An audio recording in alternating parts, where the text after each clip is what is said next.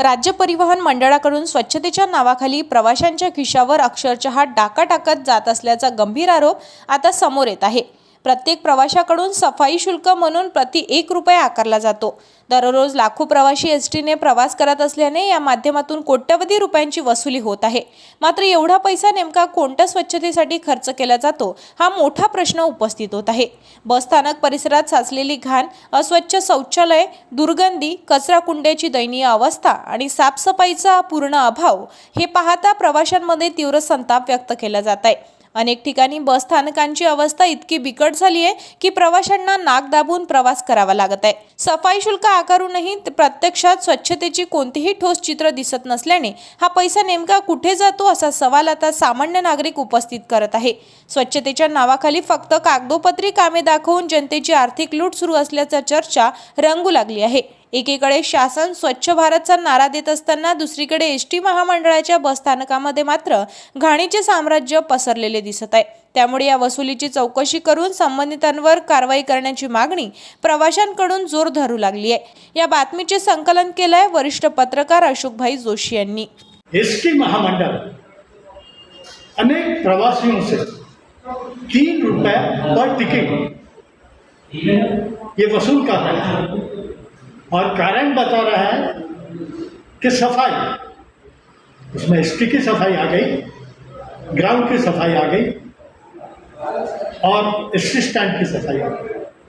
हम आपको बताते हैं कि कितनी सफाई पर ध्यान दे रहे हैं और कैसी सफाई हो रही है। ताज्या घडामोडी आणि आपल्या शहरातील बातम्या बघण्यासाठी नंबर 1 न्यूज चॅनलला सबस्क्राइब करा, शेअर करा, आपल्या प्रतिक्रिया कमेंट बॉक्स मध्ये द्या। आपल्या बातम्या नंबर 1 न्यूज चॅनलवर बघण्यासाठी 99 21 58 96 63 या व्हाट्सएप पर मैसेज करा।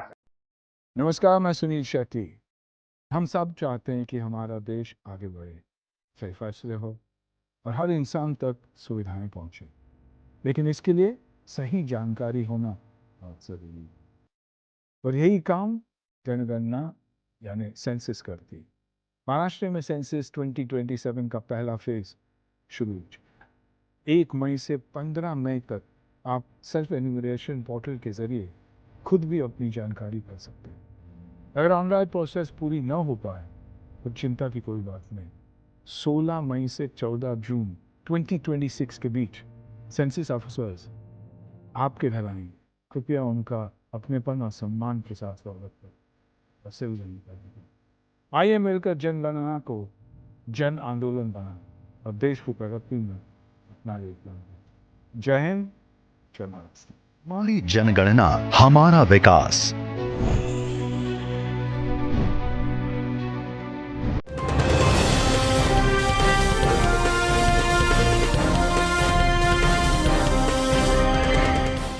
चालू आर्थिक वर्षासाठी जिल्हा नियोजनात 605 कोटी रुपयांचा निधी मंजूर करण्यात आला आहे। सध्या स्थितीमध्ये प्राप्त निधीच्या खर्चासाठी शासकीय मान्यता देण्यात येतील। त्यामुळे यंत्रणांनी जिल्हा नियोजनात निधी तातडीने खर्च करण्याचा प्रयत्न करावेत असे निर्देश जिल्हाधिकारी आशिष येरेकर यांनी दिले। महसूल भवनातील बैठकीला जिल्हा नियोजन अधिकारी वर्षा भाकरे यांच्यासह यंत्रणांचे प्रमुख उपस्थित होते। जिल्हाधिकारी श्री येरेकर यांनी सुरुवातीला जिल्हा नियोजनाच्या बैठकीमधील उपस्थित मुद्द्यांबाबत अनुपालन अहवालाबाबत माहिती घेतली। त्यानंतर यावर्षी मंजूर निधीपैकी 60% निधी प्राप्त झाला असल्याने शासकीय मान्यता देण्याची कार्यवाही सुरू करण्यात येणार आहे। यामुळे यंत्रणांनी तातडीने याबाबत कार्यवाही सुरू करावी। येत्या जूनमध्ये शासकीय मान्यता देण्याची कार्यवाही करण्यात येणार आहे। प्रशासकीय मान्यता घेताना कामाच्या कायद्यांबाबत लोकप्रतिनिधींना विश्वासात घ्यावे, त्यानंतर प्रस्ताव सादर करावेत। जिल्हा नियोजनांच्या कामांचा MHUDID क्रमांक देण्यात येणार आहे, त्यामुळे ही कार्यवाही तातडीने पूर्ण करण्यात यावी। शासकीय मान्यता दिलेल्या निधी याच वर्षी खर्च होईल याची दक्षता घ्यावी। शासनाने VPDA यंत्रणा दिलेली असली तरी यात असलेला निधी वर्षभरातच वापरला जाणार आहे। त्यानंतर यातील निधी आपोआप व्यक्तगत होत असल्याने याबाबत योग्य ती कार्यवाही करण्यात यावी। जिल्हा नियोजनामधून केलेल्या कामांच्या कार्यालयात प्रमुखांची भेटी घ्याव्यात। यात कामाचा दर्जा तपासण्यात यावा। जिल्हा परिषद आणि अन्य यंत्रणांना निधी 2 वर्षे खर्च करण्यासाठी परवानगी आहे, त्यामुळे गेल्या वर्षीची कामे तातडीने पूर्ण होतील याची काळजी घ्यावी। तसेच सेवा हक्क अधिनियमात अधिसूचित सेवा विहित कार्य मर्यादित देण्यात यावा, याबाबत कार्यालयाला प्राप्त अर्ज निकाली काढावेत, याबाबत नियमित आढावा घेण्यात यावा असे निर्देशही जिल्हाधिकारी श्री येरेकर यांनी दिले आहे. ताज्या घडामोडी आणि आपल्या शहरातील बातम्या बघण्यासाठी नंबर 1 न्यूज चॅनलला सबस्क्राईब करा, शेअर करा. आपल्या प्रतिक्रिया कॉमेंट बॉक्स मध्ये द्या. आपल्या बातम्या नंबर 1 न्यूज चॅनलवर बघण्यासाठी 99 21 58 96 63 या व्हॉट्सएपवर मैसेज करा. नमस्कार, मैं सुनील शेट्टी. हम सब चाहते हैं कि हमारा देश आगे बढ़े, सही फैसले हो और हर इंसान तक सुविधाएं पहुंचे, लेकिन इसके लिए सही जानकारी होना बहुत जरूरी है. और यही काम जनगणना यानी सेंसस करती है. महाराष्ट्र में सेंसस 2027 का पहला फेज शुरू हो चुका है. 1 मई से 15 मई तक आप सेल्फ एन्यूमरेशन पोर्टल के जरिए खुद भी अपनी जानकारी कर सकते हैं. अगर ऑनलाइन प्रोसेस पूरी न हो पाए तो चिंता की कोई बात नहीं. 16 मई से 14 जून 2026 के बीच सेंसस ऑफिसर्स आपके घर आएंगे. कृपया उनका अपनेपन और सम्मान के साथ स्वागत करें. आइए मिलकर जनगणना को जन आंदोलन बनाएं और देश को प्रगति में अपना योगदान दें. जय हिंद, जय भारत. हमारी जनगणना हमारा विकास.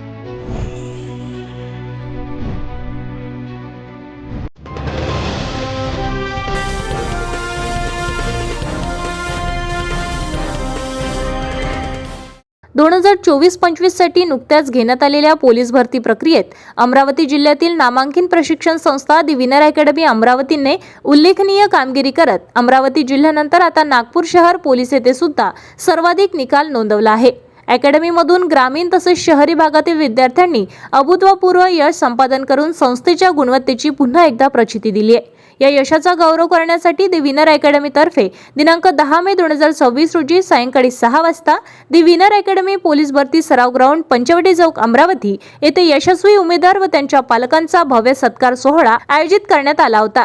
या कार्यक्रमात निवड झालेली पूजा उईके मुलींमधून 3री टॉपर, पवन तायडे, हर्षदीप कांबळे, सय्यद सादुल्ला, सूरज मोहन, विजय लव्हाळे यांचा सन्मान करण्यात आला असून त्यांनी विद्यार्थ्यांना आपला अनुभव सांगत मार्गदर्शन केले. सदर सत्कार सोहळ्यात अमरावती जिल्ह्यातील नागरिक, विद्यार्थी व पालक मोठ्या संख्येने उपस्थित होते. तसेच कार्यक्रमात द विनर अकॅडमीचे संस्थापक कृष्णराव पोपळगटे हे उपस्थित होते. द विनर अकॅडमी अमरावती ही महाराष्ट्रातील पोलीस भरती तसेच सैन्य, आर्मी भरती या क्षेत्रातील एकमेव रफ आणि टफ अकॅडमी आहे. संस्थेपासून आज 7 वर्षापासून पोलीस भरतीसह विविध स्पर्धा परीक्षांसाठी नियमितपणे उपक्रम राबविले जात आहे. यामध्ये रविवारी सराव पेपर तर प्रत्येक सोमवारी मैदानी चाचणीचा डेमो नियमितपणे घेतला जातो. या सातत्यपूर्ण उपक्रमामुळे विद्यार्थ्यांना परीक्षेचा प्रत्यक्ष अनुभव मिळतो, आत्मविश्वास वाढतो तसेच स्वतःची तयारी तपासण्याची संधी मिळते. पोलीस भरती परीक्षेमध्ये यश संपादन करण्यासाठी योग्य मार्गदर्शन, शिस्तबद्ध सराव आणि परीक्षेचा प्रत्यक्ष अनुभव महत्त्वाचा असल्याने हा समारंभ उमेदवारासाठी अत्यंत उपयुक्त ठरला आहे. या कार्यक्रमाचे आयोजन अकॅडमीचे मार्गदर्शक संदीप इंगोले सर, संचालक धीरज कुमार सर, उपसंचालक मयूर उके सर, सचिव सुवर्णा पोपळघाटे, उपसचिव वैभव निमकर, ओम राठोड सर, ॲडव्होकेट नागसेन गवई, अमर खंडारे सर, शिवा पुनासे सर यांच्या वतीने करण्यात आले होते. ताज्या घडामोडी आणि आपल्या शहरातील बातम्या बघण्यासाठी नंबर 1 न्यूज चॅनलला सबस्क्राईब करा, शेअर करा. आपल्या प्रतिक्रिया कॉमेंट बॉक्स मध्ये द्या. आपल्या बातम्या नंबर 1 न्यूज चॅनलवर बघण्यासाठी 99 21 58 96 63 या व्हॉट्सएपवर मैसेज करा. नमस्कार, मैं सुनील शेट्टी. हम सब चाहते हैं कि हमारा देश आगे बढ़े, सही फैसले हो और हर इंसान तक सुविधाएं पहुंचे, लेकिन इसके लिए सही जानकारी होना बहुत जरूरी है. और यही काम जनगणना यानी सेंसस करती है. महाराष्ट्र में सेंसस 2027 का पहला फेज शुरू हो चुका है. 1 मई से 15 मई तक आप सेल्फ एन्यूमरेशन पोर्टल के जरिए खुद भी अपनी जानकारी कर सकते हैं.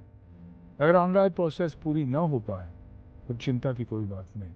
16 मई से 14 जून 2026 के बीच सेंसस ऑफिसर्स आपके घर आएंगे. कृपया उनका अपनेपन और सम्मान के साथ स्वागत करें. आइए मिलकर जनगणना को जन आंदोलन बनाएं और देश को प्रगति में अपना योगदान दें. जय हिंद, जय भारत. हमारी जनगणना हमारा विकास.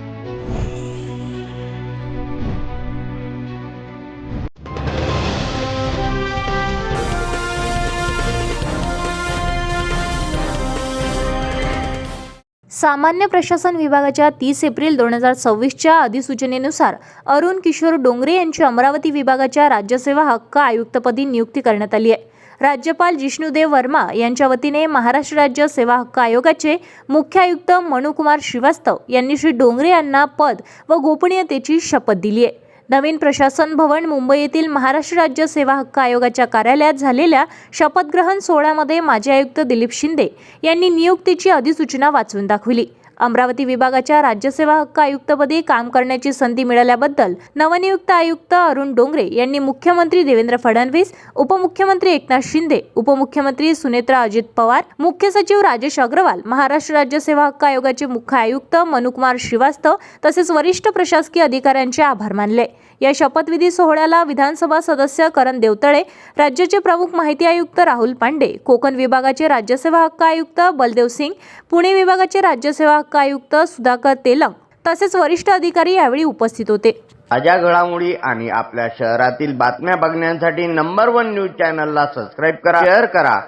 आपल्या प्रतिक्रिया कॉमेंट बॉक्समध्ये द्या. आपल्या बातम्या नंबर 1 न्यूज चॅनलवर बघण्यासाठी 99 21 58 96 63 या व्हॉट्सअपवर मेसेज करा.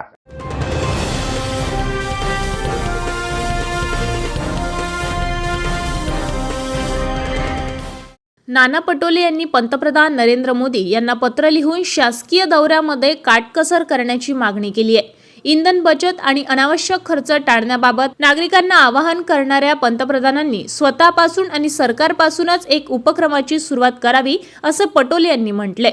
पत्रात पटोले यांनी नमूद केलंय की पंतप्रधानांनी नुकत्याच केलेल्या भाषणात नागरिकांना परदेश दौरे टाळण्याचे, इंधनाचा वापर कमी करण्याचे तसेच सार्वजनिक वाहतुकीचा वापर वाढवण्याचे आवाहन केलंय.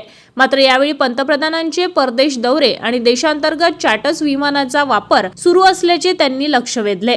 तेलंगणा, बेंगलुरू आणि जामनगर दौऱ्यादरम्यान मोठे वाहन ताफे आणि रॅलीचे आयोजन करण्यात आल्याचा उल्लेख करत पटोले यांनी इंधन बचतीचा संदेश प्रभावी करायचा असेल तर सरकारने शासकीय दौऱ्यामध्ये साधेपणा आणि मर्यादा पाळणे गरजेचे असल्याचे म्हटले आहे.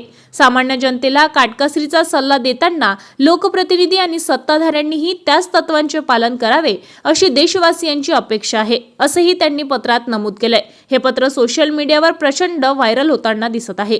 ताज्या घडामोडी आणि आपल्या शहरातील बातम्या बघण्यासाठी नंबर 1 न्यूज चॅनलला सबस्क्राईब करा, शेअर करा. आपल्या प्रतिक्रिया कॉमेंट बॉक्समध्ये द्या.